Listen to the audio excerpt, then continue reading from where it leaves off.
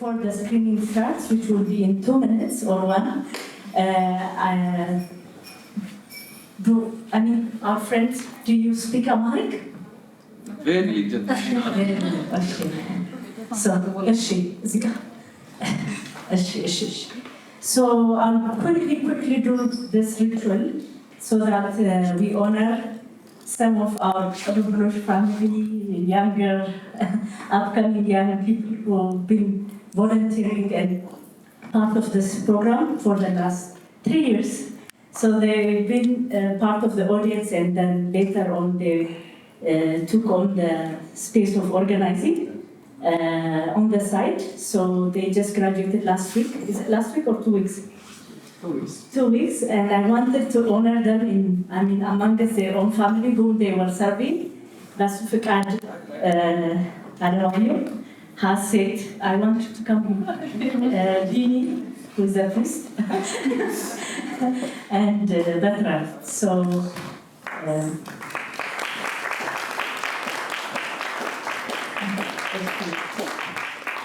because, so I'm so glad, congratulations, and don't ask me to treat you for another life.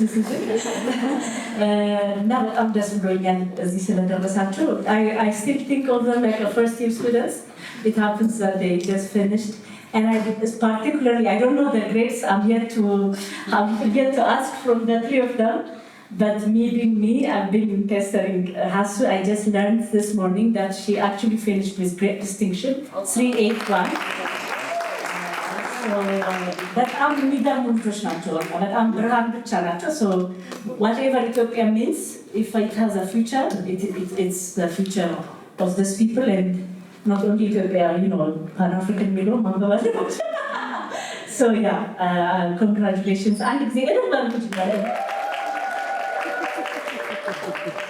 So learn for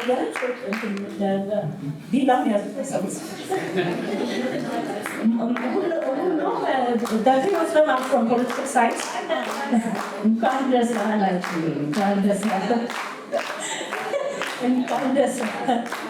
Yeah. So the hope is, as political scientists, if you have difference, have it over me, not anywhere else. Good luck to you. Thank you, Netsu, for that wonderful surprise, and everybody that has taken part in our celebration. Thank you so much. To get on with our program, good afternoon and welcome to Kabibilosh's current screening session. A part of a series that is founded, curated, and organized by a woman who needs little introduction, Dr. Nezanet Gavremke. Those of you who have had their hands beautifully adorned with henna, how are you liking the art in your palms?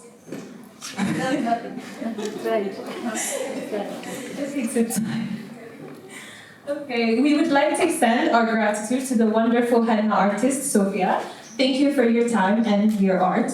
We are also deeply grateful for Ethio Francis for providing this space and their wonderful service in catering. We're also deeply, this program truly wouldn't have been possible without the wonderful organizing team of Kabibilosh and its wonderful volunteers. Thank you, and without you, its audiences. Thank you for choosing to spend your Friday evening with us. Before we start the program, we kindly ask that you refrain from filming or recording during the event and instead immerse yourself in this experience, as all filming and documentation will be done by the Kabibilosh team. By being here, we assume that you consent to being filmed. If you prefer not to be recorded, please raise your hands to let us know. Anybody? I guess we're all good. So, my name is Hasib Girma, as previously introduced, and I will be walking you through today's events.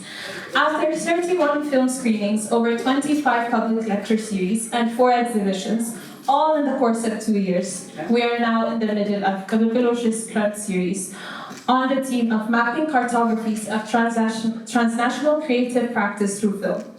Today, we will be looking at 2 films that present a fight for remembrance of culture, heritage, and history against the harsh odds of time and war. We begin with the short film Henna, which documents heritage scripted as a bodily practice. The film's director, Basma Khalifa, tells a connected history of henna over 12 countries and over 3 continents. After viewing the film, Basma will join us via Google Meets for a post-screening discussion to give us more insight into the making and the meaning of the film. The discussion will be moderated by Edom Wasanimesh, a consultant working across cultural advisory, creative direction, and documentary-driven visual practice. Her last name, Wasanillah, meaning borderless in English, reflects the way she moves across disciplines, geographies, and forms. Sorry. Her practice centers storytelling as a living archive, working across image, sound, and spatial documentation. She traces everyday life in evolving urban contexts, focused on memory, intimacy, and cultural transformation. Shaped by the experiences across Ethiopia, Zimbabwe, India, the UK, and the US, she brings a cross-disciplinary approach grounded in people, culture, and systems. Alongside her creative work, she works in global health, supporting programs focused on building Africa's future health workforce and strengthening health systems. She holds a master's in epidemiology from the London School of Hygiene and Tropical Medicine and a BA in geography from Dartmouth College. After the discussion, our second screening of Henna will be viewed, hopefully, with more insight and will help us engage with the film in a better manner. Following which, there will be a screening of SALAMIYAH, Lady of the Land, taking us from Sudan to Syria, more specifically Salamiyah, a small town known for its musical heritage. The film, directed by Omar Malis and Yamin Mekdad, is a 45-minute documentary that courageously researched and digitized Syrian sonic heritage in cassettes. On that, we will have a second post-screening discussion with Abil Asafa, a curator and a cultural practitioner based in Addis Ababa with working experience on national and international museum projects. He is a founding director and chief curator for the Yituba Zinna Museum and a cultural center that has presented 11 dynamic temporary exhibitions since its inception 3.5 years ago. He is an associated researcher for the French Center for Ethiopian Studies, currently working as a project team leader for the African Europe Museum Partnership Program implemented by the Goethe Institute. After the discussion with Abe, we will have group photos. Please stay with us until the very end. To walk you through the program one last time, from 6:10 to 6:15, I hope my time is right, we will have the screening of Henna, followed by a 20-minute discussion from 6:15 to 6:35 with Basma in conversation with Edo.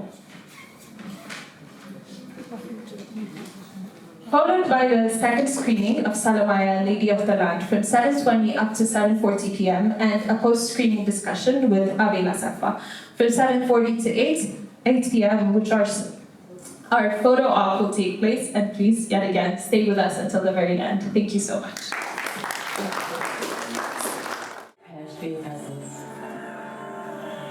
Can you see me in the way that I see you? A loving guardian. How easily you hypnotize me.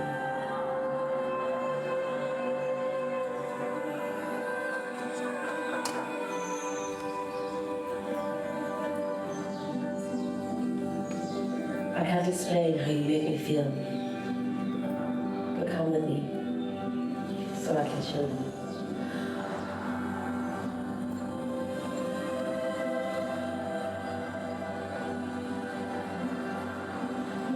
We meet for the first time as you danced across my body, longing for us to communicate with you. Your beauty, essence love, and as the breeze seeped into my skin, I began to honor you.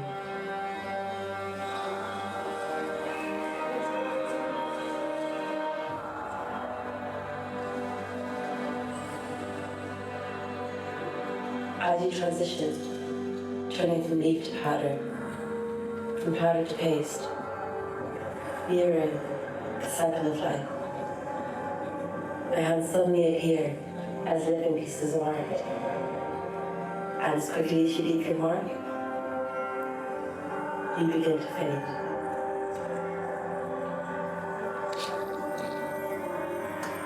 I felt my heart engulfed by your icon. Hurry to memorize your imprint. Yeah, my name is Adam. Thank you to Ms. Anna, Tassit, and the team for organizing this brilliant space. I'll give a couple of opening reflections and then ask a couple of questions and then hand it over to the floor. Again, just give us some time for the sound. I wanted to say, I think a line from the film that really stayed with me is, hurry to memorize your imprint as if each time I look might be the last time that I see you. But I think for me, this really captures something powerful about henna. It's temporary, it appears on the body, it leaves this imprint, and it disappears, but it carries something much larger: memory, migration, family, belonging. And so I think this film, what really struck me about it is that it asks us to look at everyday rituals as something different. The places where women gather, create, pass knowledge between generations. These spaces are rarely recognized as archives, but they actually are archives. And I think something about this film really cements that in a way that, normal information, documentation you may see in archives doesn't always exist. I think the film also sits with a harder question: what happens when the people, places, and traditions carrying these memories begin to disappear? How do we choose to preserve? What do we choose to preserve? And the whole approach to doing that. And I think this is one very intentional way of that preservation. And so I just want to leave the room with some of those thoughts as we think of archive and what this short piece was able to accomplish with, I think, feeling over words. And so I'm going to have a couple of questions and then we'll hand it over, and feel free, Basma. Is there anything you want to start off by saying or jump right into it? No, I was just going to say, I just realized how fun it is to be speaking to an Ethiopian audience. I spent my entire life, and no joke, my entire life, defending that I'm not Ethiopian. Everyone thinks I'm Ethiopian. So I spent a lot of time, Ethiopian will yell at me in the street, people will just be like, you're definitely Ethiopian. And when I say I'm not, they're like, you're lying. So it's quite fun to see Ethiopians, because I feel like I'm part of your people and I'm part of your world, because I've learned so much by no one knowing that I'm from Sudan. So it's really nice to be here. Oh, thank you. So starting with why this film, I would say Henna feels deeply personal, but also connects women across many countries and generations. And so if you could tell us a little bit about where this film began for you, and why was this the story you needed to tell? I think for me, the reason I even thought of this idea is when I moved to London, I realized that London, henna was mendi, which is the Indian version of henna, and it was very intricate and it was very delicate. It was beautiful and it was very orange, and the original source of henna is orange and red. But I remember always thinking that's not the way we do henna in Sudan. So then I went down this rabbit hole, I guess, and started looking into all the different places that henna exists and the way they practice it. Because as we could trace it back, but henna doesn't belong to any actual country. No country can claim it, which I think is very beautiful for culture, for cultural practice, that no one can really claim it. If you wind all the way back, you'll go back to ancient Egypt. But it grows everywhere and it's from loads of different countries. So in a sense, a ritual that everyone can claim but no one can claim felt really beautiful to me. And every country's own interpretation of that claim was also really interesting, because where did the different designs or the different artworks come from really depends on the country where it's practiced. And that's where I started thinking about what it meant for Sudanese people to practice it, but then going all the way from West Africa to East Africa to the Middle East. What does it look like in different countries? And that's what started sort of the journey of finding out what henna meant to different people. Thank you so much for that. I think my next question is around the form and the visual poetry. This film really feels like a poem, and there's definitely an underlying poetic narration that uses images, textures, rhythms, rather than explaining everything directly. And so how did you decide that the film should make us feel, or what it should make us feel, rather than simply telling us? And then I think a follow-up question is, what can this type of visual storytelling preserve that traditional archives may not be able to?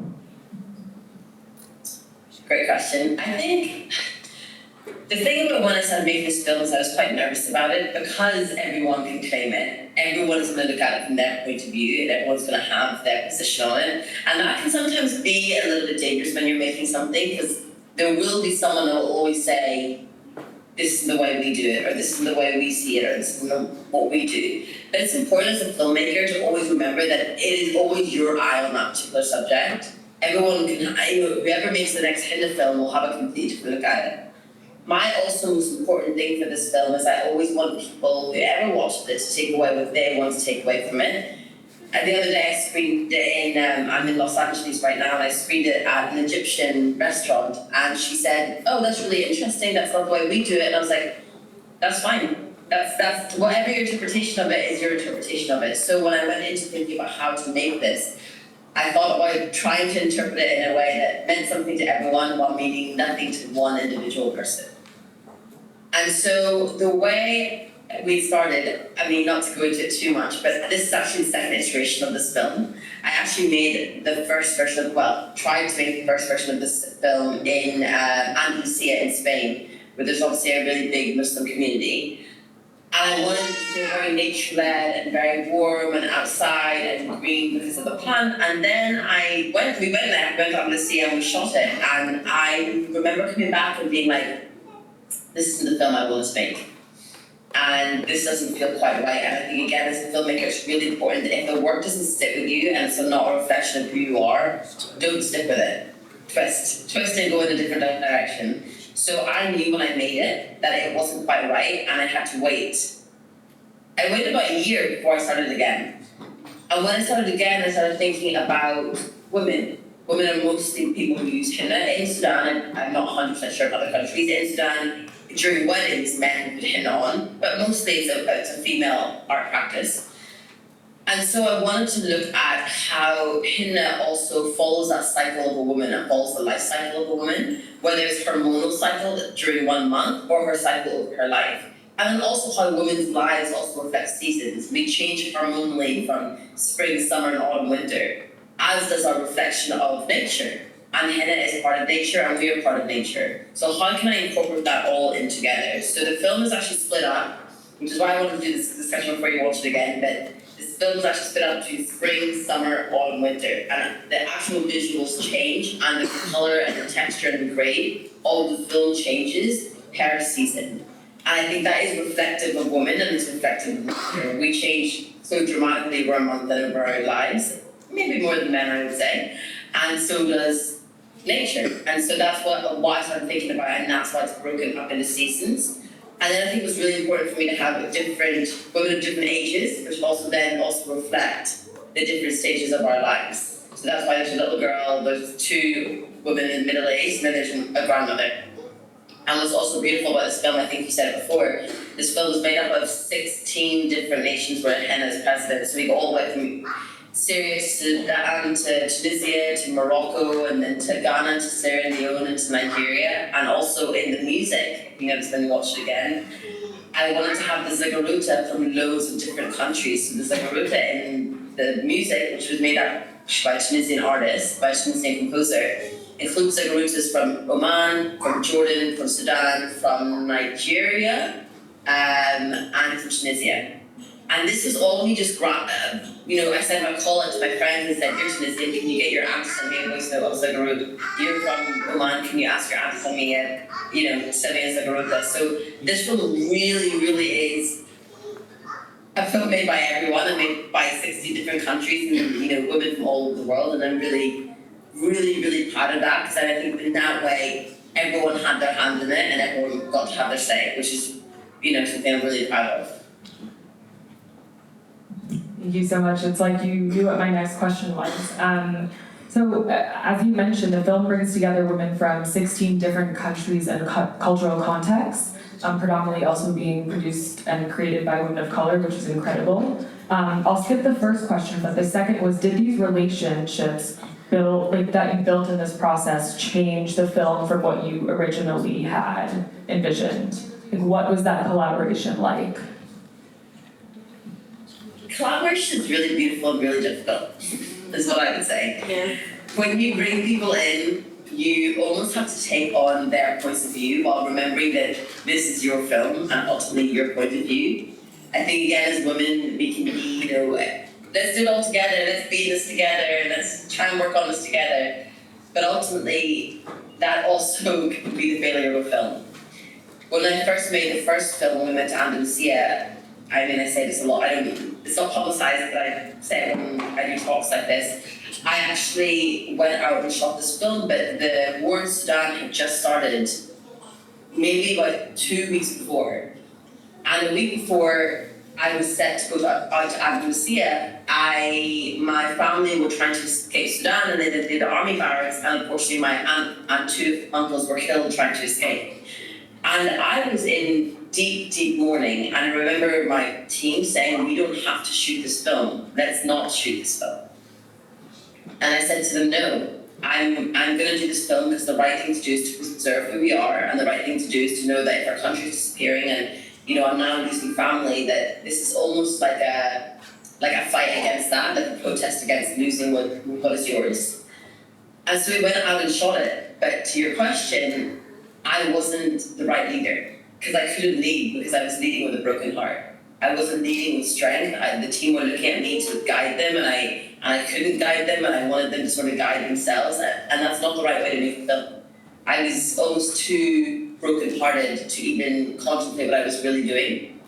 They knew that, and I knew that, I think. It was my bank balance that suffered that. But then, when I came back to London, and I really thought about it again over the space of a year, it suddenly turned out into a film which shouldn't be about protesting, but it would be a film about preserving. And so when I thought about preserving this film, changing that emotional stance, how did that feel when you're making a film is why this film was so much more delicate. Because suddenly I'm looking at my world, my Sudanese world, my country, my people, as a place that needs preserved over a place that needs protested against the world.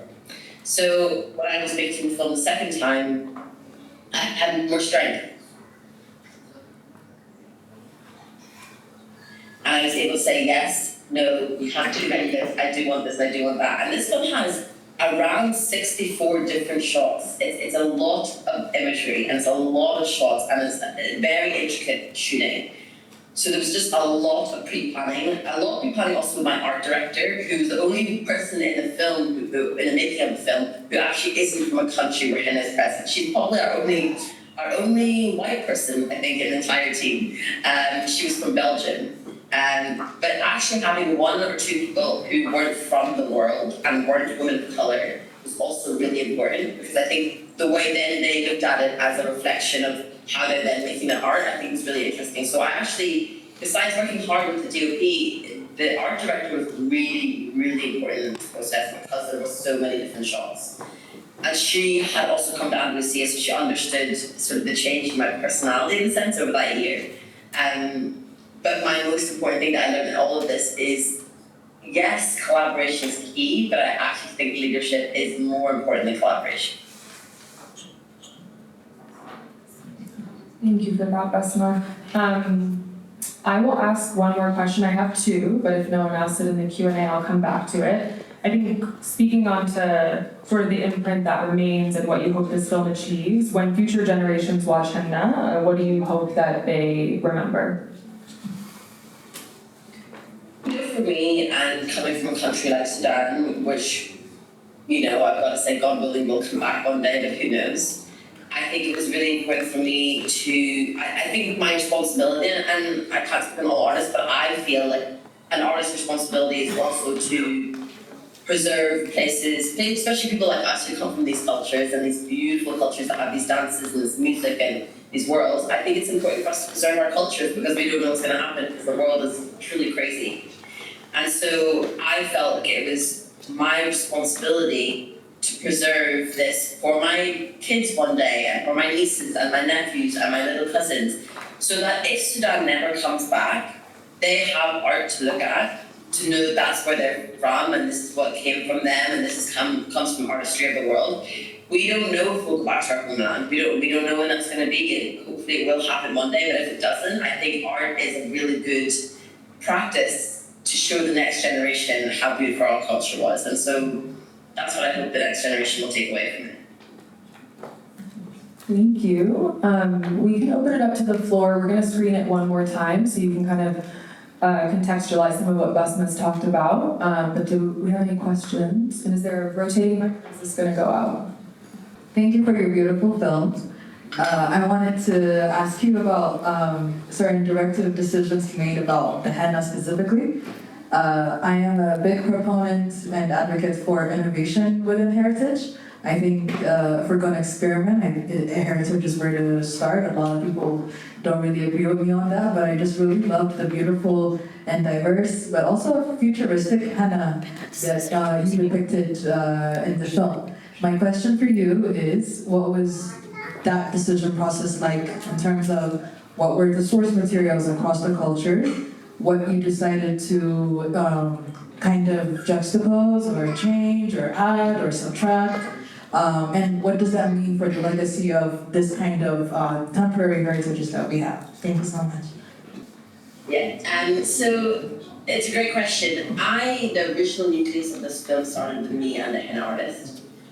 So Medina, who did all the henna, bless her, she did every single piece of henna. She was a henna artist from the very beginning, and she's the person I approached when I used to watch her work and follow her work online. And she used to have such an intricate way of talking about the importance of henna. She actually did a PhD on henna, which I thought was really interesting. So when I first met her, we went down this rabbit hole together of how to represent everything while representing nothing. Because I knew when people would watch this, they would be like, well, that's not the way our henna looks, that's not the way, that's not our patterns, that's not whatever. So actually, the safest option was almost also to not have one kind of decoration. It was really important to her and to me that the henna was using pure henna. Because in Sudan, we use black henna, which is just hair dye. And I'm allergic to that, so I never used to do it my whole life. I always used to have red henna on my hands. But it was important for us to use the actual source of the plant. And then after that, we just went down, honestly, a big rabbit hole of trying to modernize it in a way that didn't feel it was also taking away from it, but also to allow Henna or Medina as an artist to have her projection of what Henna meant to her, and as she's grown up with it, and how she studied it, and how she's looked at it in different ways. If you look at all the details, it will go from feeling very Middle Eastern to suddenly feeling a little bit Indian, to feeling a little bit African.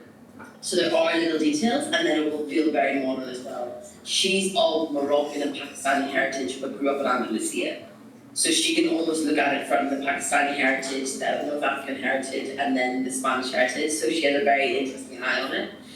But honestly, we just did a lot of research, and we went through a lot of her personal patterns and old patterns. You'll notice that one of the henna has like a pomegranate, which then represents where pomegranate grows in a lot of countries, but now in context of where the world is, it's also in Palestine, it represents a lot of Palestine, it represents a lot of Morocco. The rose ways of not just representing the pattern as is, but within the pattern, trying to represent the countries that exist that hold these patterns. So that's why there's mountains, or there's fruit, or there's birds, because while we might not then actually draw, let's use Ethiopia as an example, while we might not use the actual henna from Ethiopia, there will be something from that country which will be in some sort of intricate detail in one of the henna patterns. And that's what we tried to do, to sort of make sure that it felt somewhat balanced, while still being true to the art that we wanted to make. Thank you so much. Any other questions? Hello there, thank you. I wanted to ask, how is henna produced? Do they crush the flowers, or how's the process of making henna? And how does it get to your hand? Could you repeat that, please? It was, I can voice over, what is the process of actually making henna? Are the flowers crushed? If you could just elaborate on, the actual process. A very good question. So henna is a plant. It's a little green plant. It grows everywhere, all across the world. You cannot claim that everyone has it. It is really just everywhere. It's a very small, very discreet plant, which often does have a flower at the end of it, but sometimes not. It honestly looks like a mint leaf. You really wouldn't be able to tell the difference. So the henna, when you pluck it, after you dry it, it's ground down into a really, really, really fine powder. After the powder then you literally add, some people add lemon juice, some people add like vinegar, things to make it a little bit so that it sticks to the skin a bit better, but mostly you just add water.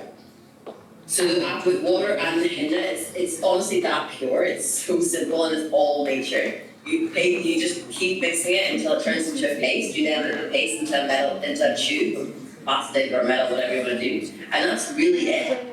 It is so simple, that's what's so beautiful about it, like something that's so simple that comes from the earth, that can make something so complicated. I think that's my favourite part of it, that it feels so complicated. And to what Ellen said at the beginning, my favourite part that I always felt about henna was, at its best, at its most vibrant on your skin, is also the moment it's going to leave you. And when it leaves you, a lot of people think you're washing it off with water, but I think you're washing your hands. But actually, for the most part, when you're not washing your hands with water, the henna is actually dissolving into your skin. So you're actually consuming back in, and spiritually, if we talk about that, consuming nature back into your skin is also a blessing, because we are from the earth and we're from nature. So that's what I was talking about when it comes to the cyclical process of the plant and the cyclical process of the practice. Is you can pluck something from the earth, you can ground it, you can turn it into powder, you turn it into paste, you can put it back on your body, and then your body consumes it again, and then the process continues. So it is a cycle. And I think that's the most beautiful part of that cycle, including the cycle of a human being, right? We come from the earth, we come from bodies, we go through a life cycle, and then we go back into the earth again, and we start again. So it's sort of that is also a reflection of, the human experience is the henna experience that we, it's complicated and it's quite spiritual, but it's also a beautiful sort of way to look at it. We'll do Nancy and then photos here. Thank you so much, Basma. And so just, I don't know, maybe it's a curiosity that I'm trying to extend what you just said. I think what really came out so strong to me is this invitation that Henna have for one, a global ecological, like earth, like type of story, and the other is a woman trying to circulate that through this practice.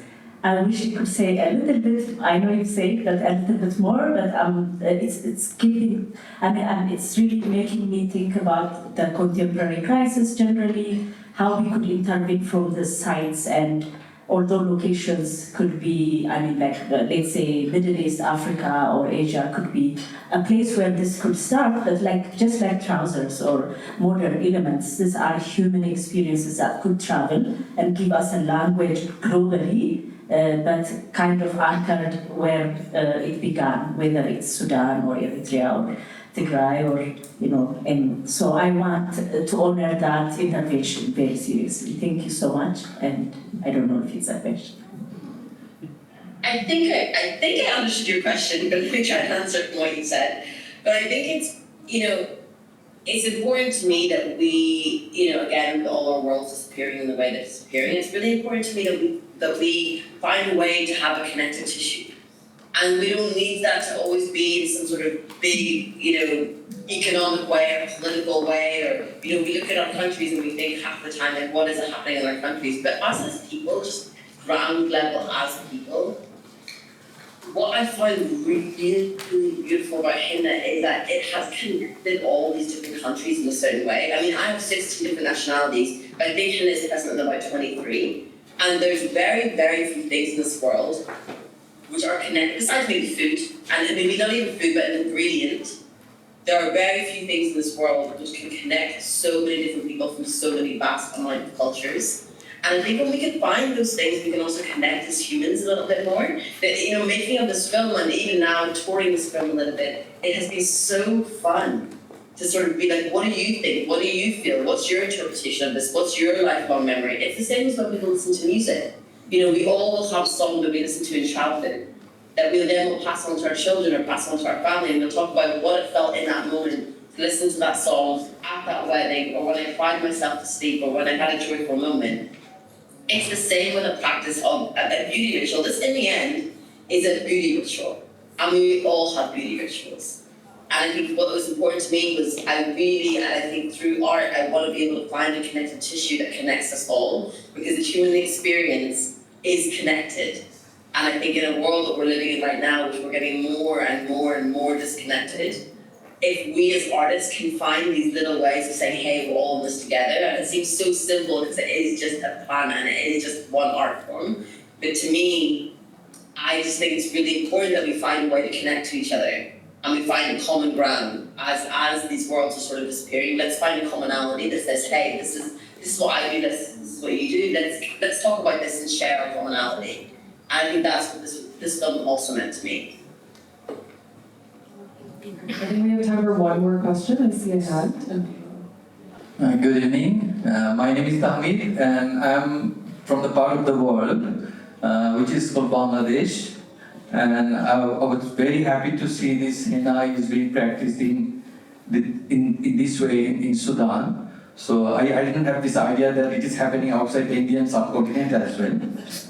So we are still celebrating henna during our weddings and also big festival like Eids and all the, across all the religion practices.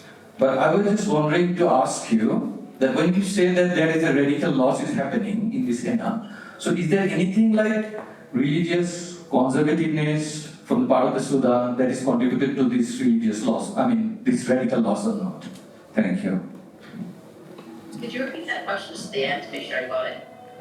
The religious conservativeness, is it contributing to this radical loss of henna?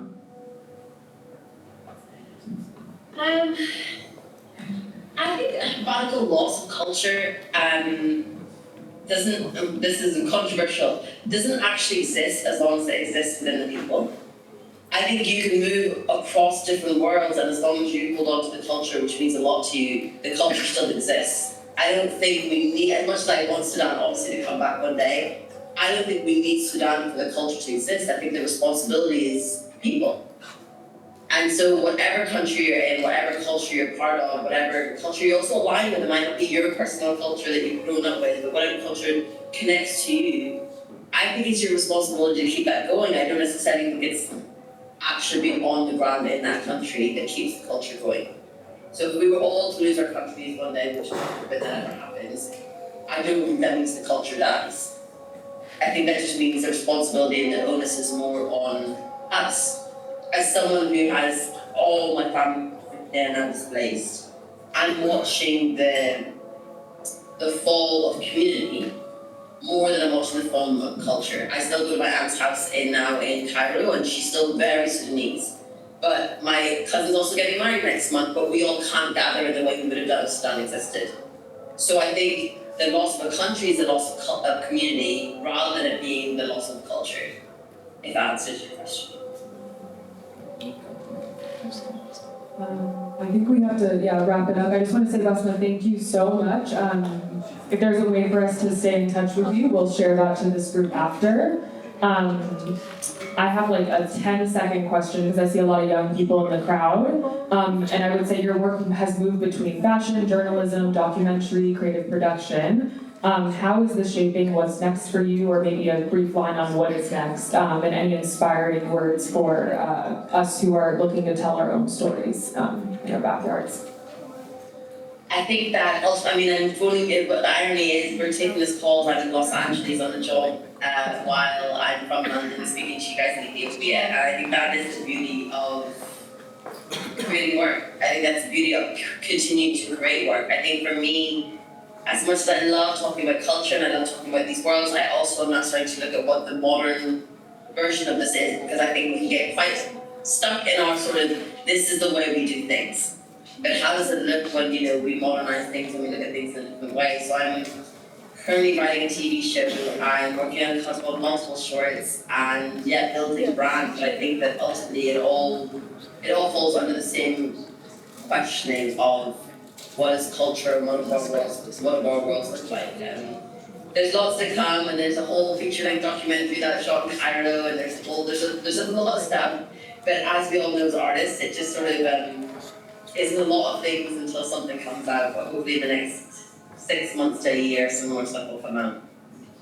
Well, if we could give a round of applause for Basma. Thank you so much for joining us. We'll be in touch.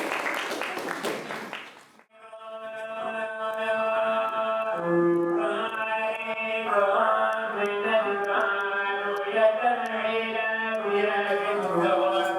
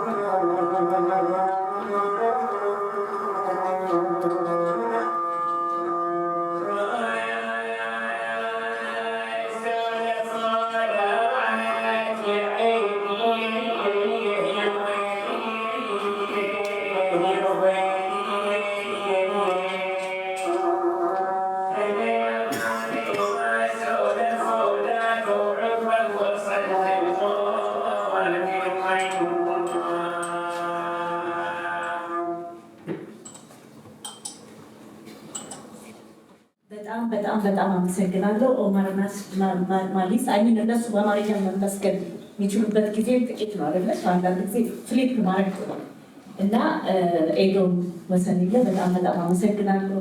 አቤል አሰፋ፣ ከዛ ደግሞ የመን ማክዴድ ሁይዝ ይህንን ዶኪመንተሪ የሰሩት የሲሪያውን ከኦማር ሁለተኛው ስም ጠፋብኝ፣ ግን ታይታላችሁ። እንዲሁም በስማ ከሊፋ ሁሉም የማውቃቸው አንዱ ላይ ይሆናል። በቴክስት ነው የጠየኳቸው። 2026 የወጣ ፊልም ነው። ሁሉም ኢንስታግራም ላይ ለላኩት ቴክስት ነው እሺ ብለው የሰጡ እና ለአሊያንስ ኢትዮ ፍራንሲስ ፎር ዲስ ስፔስ ፎር አስ ቱ ጋዘር አራውንድ ደግሞ እነዚህ ክሪኤቲቭ ሰዎች ኮኔክትድ የሆነው ዲፊክልት ኮኔክትድ ሂስትሪስ በደግነት አብረን እንድንሰባሰብ ይህን ምሽት ደግሞ በጣም የሚያምር ስራ አለ። ሲሪያን ስታስቡ እንደ ብርድ ልብስ ኩልት መደረግ የሚችለው ስቶሪ ኦልሞስት ነን ስቶሪ ነው። ቫይለንስ ሲመጣ ሁሉ ነገር ፍላት ያደርገዋል። ግን ይሄ ፊልም ሲመጣ ላንድስኬፑ፣ ቋንቋው፣ ሙዚቃው፣ ትልቅ ሰው፣ ህፃን ልጅ፣ ወጣት እንዲሁም ሁሉ ነገር ይቀይራል እና እንደዚህ አይነት ውበት አብረን እንድናመሽ እግዚአብሔር ፍቃድ ይስጠን። እነዚህ ልጆችን በጣም አመሰግናለሁ። በተለይ አቤል ብዙ እንደዚህ አይነት ስራ የሚሰራ ልጅ ነው። ታውቁታላችሁ ሁላችሁ። በጣም የሚገርመኝ ፐርሰናሊ እሱንም ያወቅኩት ስራውን ያወቅኩት አሁንም ኢንስታግራም ላይ ነው። አይ የእድሜ ቦታ አይደለም ግን እና በጣም የሚገርመኝ የዳንቴል ስራው ላይ አንድ ቻፕተር አለኝ የዳንቴል እቃ ላይ እንደጽፈው እና ሁልጊዜ ትልልቅ ነገር ነው እንደ ታሪክ የሚነገረው እና ደግሞ እንዴ ከሌሎች እንደዚህ የሚያስብ ሰው አለ ናርሲሲስት እንዳትሉኝ ብዬ በጣም ከሱ ጊዜ ጀምሮ ከተለዋለሁ እና እንደዚህ የሚስባቸው መዞ የሚያወጣቸው የብዙ ዘመናት የሆኑ ግን ደግሞ ተረስተው እንዳይቀሩ ለወጣቶችም ምን አይነት የተለያየ ቴክስቸርስ እንዳሉ የሚያሳይ ብዙ የከልቸር ስራ የሚሰራ ልጅ ነው። በዚህ ምክንያት ነው አሁን እንዲያመሽ ጋበዝኩት። ወዲያው ሽሎኛል እንደነሱ ወንድሞቹ ማለት ነው። በጣም አመሰግናለሁ። መልካም ምሽት። አመሰግናለሁ። ማታቆኝ አቤል አሰፋ እባላለሁ። ኪዩሬተር ነኝ። ስራዬ በተለይ የሚያተኩረው ሁለት ነገሮች ላይ ነው። አንደኛው ኢትዮጵያ ላይ ብዙ ህዝብ ያለበት የተለያየ ህዝቦች ያሉበት ሀገር ለመሆኑ ክሮስ ካልቸራል የሆኑ አክቲቪቲዎች ላይ በአግባቡ ሰርተን አናውቅም እና ሁሉም አጥሮ የኔ ብቻ ነው እንጂ የሚለው የጋራ ነገሮች ላይ ብዙ ጊዜ አይሰራም። ሌላኛው ደግሞ የጄኔሬሽን ኮንፍሊክት አለ ኢትዮጵያ ላይ እንዴት ስቴት ቢልድ ያደረገ የሚለው ከዛ በዘለለ ሁሉም ትውልድ የነሱ ጎልደን ዘመን የነሱ ትውልድ ብቻ ነው እና በዛም ምክንያት ነው ለምሳሌ የኪሮሽ ስራዎችን አሳይተን የነበረው በህይወት ቢኖሩ የ92 ዓመት ዕድሜ አዛውንት የሚሆኑ እና ትንሿ የ28 ዓመት ልጅ 5 ሴቶችን ኢንክሉዲንግ ማይማ ጨምረን ያሳየ በኤግዚቢሽን ነው እና በተለይ ክሮስ ካልቸራል ፕላስ ኢንተርጀኔሬሽናል የሆኑ አክቲቪቲዎች ብዙ አሉ የጋራ የሚያደርጉን እና ጀስት እድሉን ካገኘሁ ላይቀር ትንሽ ስለኔ ላውራ ብዬ ነው። አንፎርቹኔትሊ ፊልሙን የሰሩት ሰዎች ጆይን ሊያደርጉን አልቻሉም። እኔ እዚህ ጋር ፊልሙን ሳይ የተሰማኝን ስሜት ኮንቴክስቹዋላይዝ አድርጌ በአማርኛ ለማውራት እሞክራለሁ። በአማርኛ ካላወራሁት ኮንቴክስት ስለማይሰጥ ነው አማርኛ የመረጥኩት። የዛሬ ዓመት ቅብብሎሽ ኢትዮፒከስ ሪቮርት ኦፍ ሶል የሚል አንድ ፊልም አሳይቶ ነበረ። እዛ ተገኝቼ ነበር። በጣም ደስ የሚል ፕሮግራም ነበር። አት ሴም ታይም ፕሮቮካቲቭም ነበር፣ ምክንያቱም ጆቫኒ ነበረ እና ጋሽ ዳዊት ነበሩ። ፊልሙ በተለይ የሚያተኩረው አንድ ዘመን ላይ የነበረ የኢትዮጵያ ጎልደን ኤጅ ነው እና በጣም በሚያሳዝን ሁኔታ ፌመስ ውሃ ባንድን እነ ጆቫኒ ከዛ በኋላ የነበሩ ትውልዶችን አጠቃላይ በዜጎ ያጣፋ ዶክመንተሪ ነበረ። ይሄ የኔ ዝርቀታ ነው። ግን አንድ ነገር ምን ፕሮቮክ አደረገኝ፣ የራስን ታሪክ ማን ነው የሚናገረው እና የዚህ ፊልም ሰክሰስ እኔ የሚመስለኝ ራሳቸው ደማስከስ የተወለደ ሲሪያ ስላሽ ለንደን ቤዝድ የሆነ አርቲስት ነው።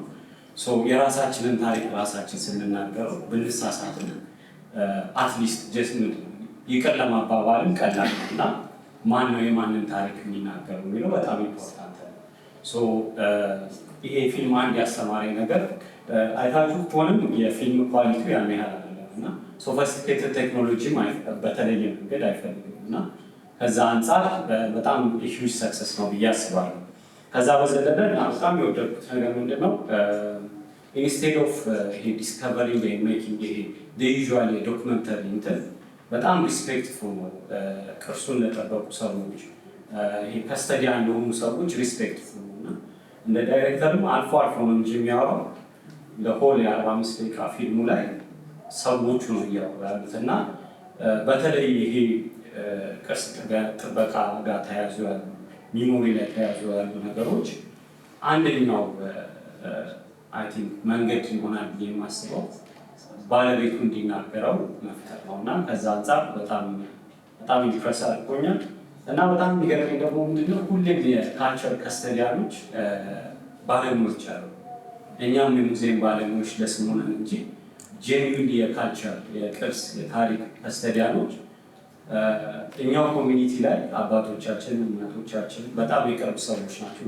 በጣም ሎያል ለማህበረሰባቸው እና ሶፊስቲኬትድ ነገር አይፈልጉም። ዳር ሃፒ ዊዝ ዋት ዴይ ሃቭ ግን ደግሞ እንትን አለና ከዛ አንጻር ኢምፕረስ አድርጎኛል። ከዛ በዘለለ አንድ የኔ ኤክስፒሪየንስ ነበር 2013-14 ዓመተ ምህረት ትግራይ ክልል አጽቢ አካባቢ የሆነ ሰርቬይ እንሰራ ነበር። እዛ አካባቢ ያሉ ቸርቾች ፕላስ ሮክ ከት የሆኑ ቸርቾች ላይ ያሉ ስዕሎችን ነበር እና አንድ ቤተክርስቲያን ሄደን በጣም ሪሞት ነው፣ በጣም በሚያስደነግጥ ሁኔታ ቤተክርስቲያኑ ክፍት አይደለም እና የአካባቢው ሰው አደራ አንድ ቄስ መድቦ ቁልፉን ሰጥቶ ሁሉም ወጥቷል እና ይህንን ፕሮቮክ አደረገኝ። በተለይ ከቅርብ ጊዜ ወዲህ ሲሪየስ የሆነ የክላይሜት ቼንጅ አለ። በተለይ ኢትዮጵያ ላይ በጣም ኢምፓክቱ ከፍተኛ ነው። አርባናይዜሽን አለ። አሁን ላይ ደግሞ በጣም በሚያሳዝን ሁኔታ ኮንፍሊክት አለ እና እኚህ ችግሮች ተደማምረው በተለይ ከስተዲያን የሆኑ ሰዎችን ኦሪጂናል ከሚኖሩበት ቦታ እንዲወጡ በተለያየ ምክንያት እያደረገ ነው እና ይሄ ደግሞ ምንድነው የካልቸራል ፕራክቲሽነሮችን ባለሙያ በጣም ሲሪየስ ያደርገዋል። ቢቻል ሰዎች ይወጡ ማለት አትቀየሩ ማለት አይቻልም፣ ግን ደግሞ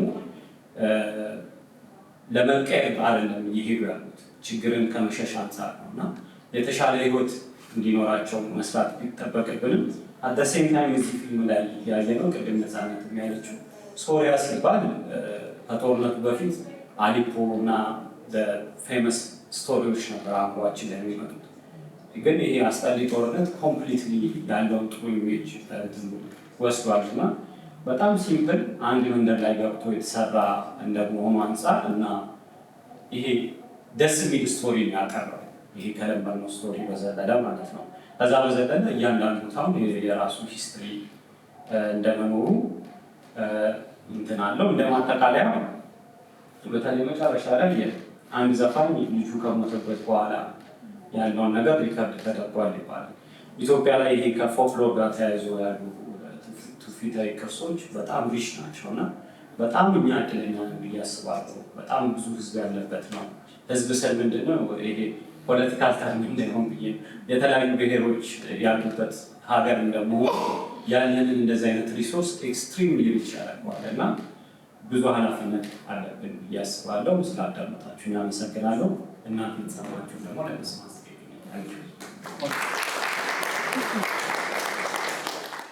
እሺ ቴንክ ዩ ሶ ሁለቱም ፊልሞች በሱዳንና በሲሪያ ላይ ያጠነጠኑ ነበሩ። ሁለቱም ሀገራት ደግሞ በጦርነትም በተርሞይልም እንትን ያሉ ናቸው እና ብዙዎቹ እንደዛ ናቸው። ብዙ ካልቸሮችን እያጣ ነው ወይ እያስተዋልን በእነዚህ ችግሮች ግን ከሁሉም በላይ ደግሞ ግሎባላይዜሽንም ካልቸራችንን እንድንተውና እንድንረሳ የሚረዳ ነገር ነው እያስባለሁ። የሚገፋፋን ነገር ነው እያስባለሁ እና ኒው ጀኔሬሽን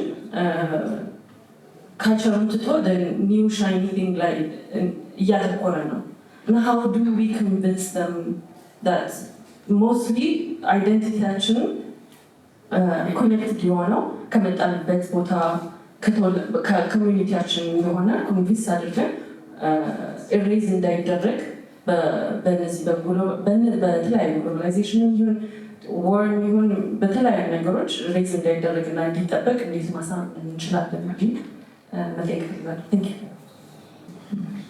እሺ ታንክ ዩ። ከፊልም ሰሪ ፐርስፔክቲቭ ትንሽ ላባቢ ነው ፊልም ሜከር ነው። አይ ቲንክ ሁለቱም ፊልሞች የሰጡን ነገር የሚመስለኝ ዛሬ በሙያዬ ኢት ሃዝ ቢካም ኮሜርሻል ቲንግ ፊልም እና እሱ ደግሞ በጣም ኤክስፔንሲቭ አርት አድርጎታል እና ሁሌም ስናስብ ስለምንጠቀመው ማቴሪያል ጋርጌት ስለሚኖረው የክሩ ብዛት ስለምንከፍለው ክፍያ ምናምን እያሰብን we always think about ምን ያህል ሬቬኒው ያመጣል መልሶ ምናምን እያለን በጣም ብዙ ስቶሪዎችን አባንደን እናደርጋለን፣ እንተዋቸዋለን፣ እንረሳቸዋለን እና ኃላፊነትም ያለብን አይመስለንም። ካልቸር ፕሪዘርቭ ማድረጉን ልክ እንደዚህ ፊልም ሁሉ አንድ ዶክመንተሪ ያለ ከአመት በፊት ምናምን ያዩ ደላስት ካሴት ሾፕ ኦር ቪዲዮ ሾፕ የሚባል የህንድ እንደዚሁ ፕሪዘርቭ የሚያደርግ እና የሆነ ለዩኒቨርሲቲዎች ወይ ለሙዚየሞች ምናምን የመተው አባዜ ተጠናውቶናል እና በተለይ እንደ ኢትዮጵያዊ ፊልም ሰሪ ደግሞ ምናልባት እንደዚህ አይነት ካልቸራል ፕሪዘርቬሽን ወይም የሆነ አይነት ስቶሪ ፕሪዘርቭ የሚያደርጉ ፊልሞች ካየን በተደጋጋሚ የሆነ ሀገር ትኖር የሆነች ኢትዮጵያዊ ወይ ደግሞ የሆነ ሀገር የሚኖር የሆነ ኢትዮጵያዊ ቪዥዋል አርት ላይ የሚሰራ ምናምን ሰው ነው እንጂ ሎካል የተቀመጠ ፊልም ሰሪ ብዙ ኢንጌስ ያደረግበት አታይም እና ፍራቸውም ስላለ ደግሞ እንዳልኩት ግን ሁለተኛው ፊልም አዶንቲንግ ከስልክ በላይ የሚተጠቀሙ አይመስለኝም እና ኢትስ ፖሲብል አክቹዋሊ ሳውንድ ሪካርደር እናያለን ዙም H6 or H8 ነው በዛ ሪዘርቭ አድርገውታል። ሜይ ቢ ስልካቸውን ወይ ደግሞ የሆነ ዲኤስኤልአር ካሜራ ሊሆን ይችላል የተጠቀሙት። ግን ኢትዮጵያ መጥቶ ይተነዋል ሞስዋቢ ደግሞ የሆነም አጽናፍ ዓለም ጫፍ እየታየ ይሆናል ይህ ፊልም እና እኛ ስለ ሲሪያ እንዳወቅ ነው ሁሉ የሆነ ዓለም ያለ ሰውም እያወቀ ነው። ይሄ ፊልም ደግሞ ትልቁ አቅሙ የሚመስለኝ እስከተጠበቀ ድረስ ዘላለማዊ ነው። የዛሬ 2 3 4 5 6 ጀኔሬሽን በኋላ የምናየው ነገር ስለሆነ ስለዚህ ሂስትሪያቸውንም ካልቸራቸውንም አይደንቲቲያቸውንም ፕሪዘርቭ አድርገውበታል እና አይ ቲንክ እኛም እንደዛ ኃላፊነት አለብን ብዬ አስባለሁ። የመጀመሪያው ፊልም ደግሞ she made it universal at the same time ደግሞ ለሁሉም ኤጅ የሚሆን እንዳየነው በካራክተር ደረጃ ህፃኗ ልጅ አለች፣ የያንግ ሴቶች አሉ፣ ፕላስ ግራንድ ማማ ወይ ደግሞ ትልቋ ሴትዮ አለች እና ከዛ ሰም ኦፍ ቴክኒክስ ሎንግ ኤክስፖዠሩ ምናምን ያንን ድሪሚ ሜሞሪ ፊሊንግ ይሰጠናል እና እሱ ደግሞ ህፃናቶቹን ቢያዩት ወይ ደግሞ ዛሬ ያዩት ህፃናት የዛሬ ዓመት ደግሞ ቢያዩት ያንን እነሱ ጋር የተጣባ ሜሞሪ ማንነት መልሶ የሚቀሰቀስ የሚያስታውስ አድርጋ ነው የሰራችው እና which is በጣም very beautiful። እኛም ደግሞ እንደዚህ አይነት ነገሮች በጣም ብዙ ነው ያሉት። ለምሳሌ ሂና እኔ ወንድ ብሆንም ከኔ ጋር ኮኔክት ያደርጋል። ከጎንደር ነው የመጣሁት። እኛ ሀገር ሰርግ ሲደረግ ስፔሻሊ ሙስሊሞች ሲደረግ one of the process they do is like ሂና በስርዓት በብረት ድስት አፍልተውት ነገር እየሆኑ እጃቸው ሲነኩ ምናምን ልጁኛ ያስታውሳለሁ። ሶ ላይክ ኢት ኮኔክትድ ዊዝ ሚ እና የሆነ ቦታም የሆነ ሰው ሀገር የሆነ ሴቶች የሆነ ሜሞሪ የ50 ዓመት 60 ዓመት 100 ዓመትም የሚጋባ ነው እና I think እኛም ኃላፊነት አለብን። one thing you mentioned is like ኢትዮጵያ ብዙ ህዝቦች አሏት ሀገር፣ ብዙ ብሔረሰቦች አሏት ሀገር። unfortunately some of the reports ስናይ ግን የሆነ አካባቢ ደቡብ ያለ የሆነ ብሔረሰብ 6 ሰዎች ብቻ ናቸው ቋንቋውን የሚናገሩት ምናምን የሚሉ ሪፖርቶች እናያለን። if we are not going to preserve that ነገር ከነገ ወዲያ እናገኘው ነበረ የሚሆነው ገብቷል አይደለ? ስለዚህ እንዳልኩ አባንደንድ የማድረግና ለዩኒቨርሲቲዎች ወይ ደግሞ ለሆነ አካል የእነሱ ስራ ነው የማለቱን ነገር አይ ቲንክ መተው ያለብን ይመስለኛል። እሱን አስታውሶኛል የዛሬው ቅብብሎች ፕሮግራም ለማለት ነው። አመሰግናለሁ። Thank you very much.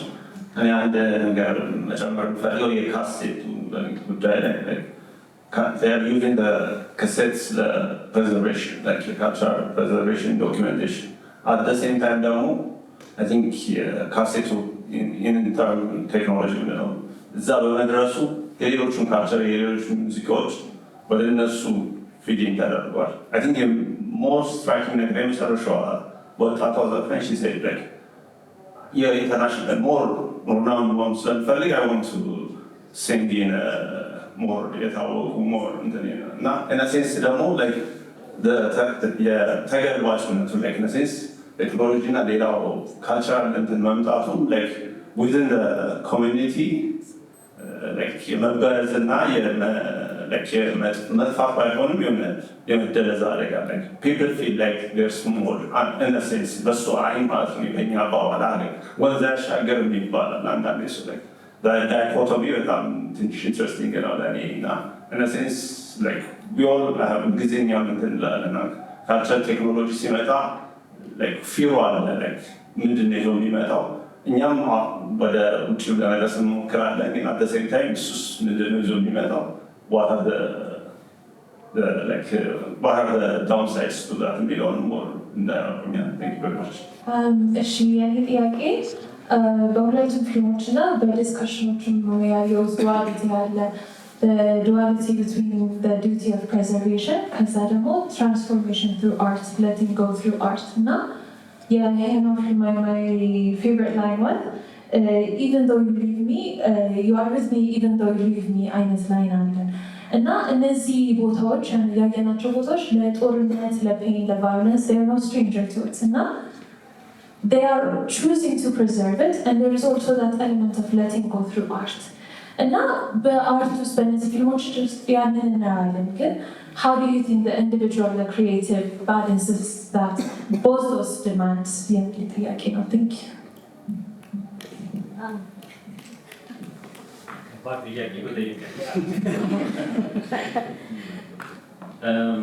ቅድም እህታችን የተናገረችው አለች አሁን ለመመለስ ነው በእኔ እንትን ለዓለም ልናቀርቡ የሚችለው ነገር በኢትዮጵያ ኦተንቲክ ነው እንጂ በግሎባላይዜሽን በሚለው ኮንሰፕት በተለየ መንገድ ለዓለም የምንሰጠው ነገር አለ ብዬ አላስብም። ካለም የራሱ የሚፈልገው ስታንዳርድ እና ጊዜ አለ። ኦተንቲክ መሆን ደግሞ ሊያመጣ የሚችለው ነገር ምንድን ነው? የራሳችንን ነገር ፕሪዘርቭ ማድረግ ነው እና አንድ ምሳሌ ለመስጠት ለምሳሌ ባህላዊ መድኃኒቶች አሉ። እነዚህ ባህላዊ መድኃኒቶች በሎካል ላንጉዌጅ ለምሳሌ ደቡብ ኦሞ ብንሄድ በዛ ባለ ቋንቋ የሆነ ቦታ ብንሄድ ባለ ቋንቋ ነው ትርጉምም የላቸው ቅጠሎቹ ትርጉም የላቸው ምኖቹ ትርጉም የላቸው የእነሱን ፕሪዘርቭ በማድረግ ይሄ ኢንዲጂነስ ኖሌጅ የምንላቸው ነገሮች የእኛ የማድረግ መጠበቅ ብቻ ሲሆን ለመጠቀምም እድል የሚሰጠን ነገር ነው።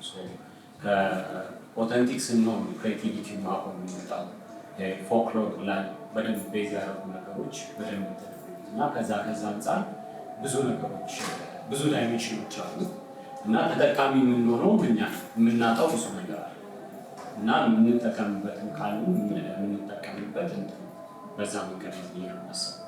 ከዛ በዘለለ አርት ኢዝ ቢገስት ቀደም እንዳልኳችሁ ፕራክቲሽነር የሙዚየም ፕራክቲሽነር ምናምን የሚባለው ነገር አጠይቅ ታይትል ይሆናል። እዛ በተሻለ መንገድ አርትን የሚጠብቁት ክሬቲቭ ላይ ያሉ ሰዎች እና ኮሚኒቲ ላይ ያሉ ሰዎች ናቸው እና በተለያየ መንገድ ነው። አንዳንዱ ዲጂታል ቱልን በመጠቀም ጀስት ሪከርድ ማድረግ ነው። ሌላኛው ግን መንገድ ምንድነው?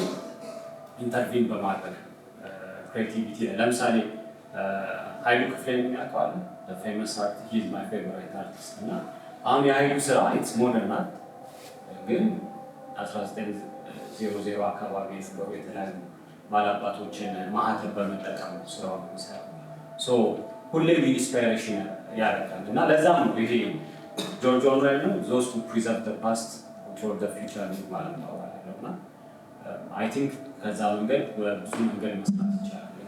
አንድ ነገር ከመስጋታችን በፊት ቢግ ሻውት አውት አንዱታ የሚባል ኮሌክቲቭ አለ። በጣም ጥሩ ወዳጆቼ ናቸው።